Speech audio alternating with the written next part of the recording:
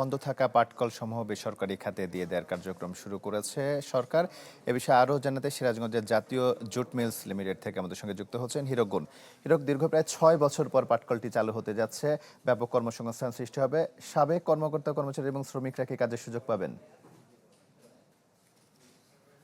আসলে আপনি যেটি বলছিলেন যে দীর্ঘ 6 বছর পরে কিন্তু সিরাজগঞ্জ যেটি জাতীয় জুট মিলস লিমিটেড সেটি কিন্তু আসলে সরকার যেটি বেসরকারি খাতে ইজারা দিয়েছে এবং তারপর থেকে আমরা কিন্তু দেখেছি যে এই এলাকায় যারা কর্মচারী এবং কর্মকর্তা ছিল তাদের মধ্যে কিন্তু একটি উচ্ছ্বাস এবং নানা উদ্দীপনা কিন্তু তাদের মধ্যে রয়েছে এবং যারা শ্রমিকরা তারা বলছে যে দীর্ঘদিন বন্ধ থাকার পরে বর্তমান সরকার যে উদ্যোগ নিয়েছে যে বন্ধ মিল কারখানাটি আবারও চালু করা, যে কারণে তারা যেটি বলছে যে তাদের আবারও নগদ নিয়ে এলো হার না মানা হার অফার।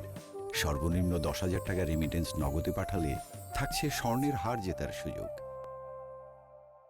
নতুন করে কর্মসংস্থান সৃষ্টি হবে এমন আশার কথা কিন্তু তারা বলছে। তবে আমরা কিন্তু আসলে এখনো কর্তৃপক্ষ আসলে কিভাবে এই কর্মসংস্থানের ব্যবস্থা করবে সেটি কিন্তু আমরা জানতে পারিনি। আপনারা দেখতে পাচ্ছেন যে দীর্ঘদিন বন্ধ থাকার পরে কিন্তু এই মিলটির যে যন্ত্রাংশ সেটি কিন্তু অনেকাংশেই বিকল হয়ে পড়েছে। আবার কিন্তু এই নতুন করে এই যন্ত্রাংশগুলো সংস্কার করা হবে।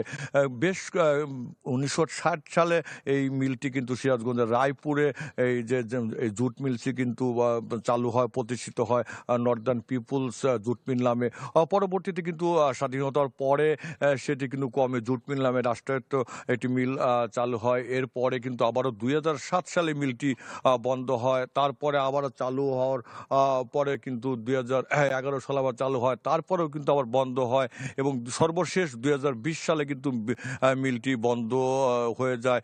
এরপর থেকে কিন্তু বেকার হয়ে যায়। এই মিলে কর্মরত প্রায় 4 থেকে 5 হাজার শ্রমিক কর্মচারী এবং তারা কিন্তু বেকার হয়ে পড়ে। তবে আমরা আজকে এই মিলটিতে রয়েছি, তারা কিন্তু অনেকের সঙ্গে আমরা কথা বলেছি, অনেকেই কিন্তু এই মিল চালুর ঘোষণার পরে কিন্তু তারা এই মিল এলাকায় এসেছে এবং তারা যেটি বলছে যে তাদের আবার নতুন করে যাতে এই মিলের কর্মসংস্থান সৃষ্টি হয় এমন কথা কিন্তু যারা শ্রমিক কর্মচারী তারা বলছে। তবে অনেকের মধ্যে আবার কিন্তু কিছুটা হতাশও রয়েছে যে যেহেতু বেসরকারি খাতে এই মিলটি চালু হবে, যেটি প্রাণ আরএফএল গ্রুপ কিন্তু এটি ইজারা পেয়েছে সরকারের কাছ থেকে, আসলে তাদের কি ধরনের উদ্যোগ থাকবে যে পুরনো যারা ছিল কর্মকর্তা কর্মচারী তারা আবার কাজের সুযোগ পাবে কিনা এটি আসলে আমরা জানার কিন্তু সুযোগ হয়নি। তবে যারা এখানকার কর্মরত শ্রমিক এবং কর্মচারী ছিল তারা কিন্তু আবারও আশায় বুক বেঁধেছে যে তাদের অসংখ্য ধন্যবাদ।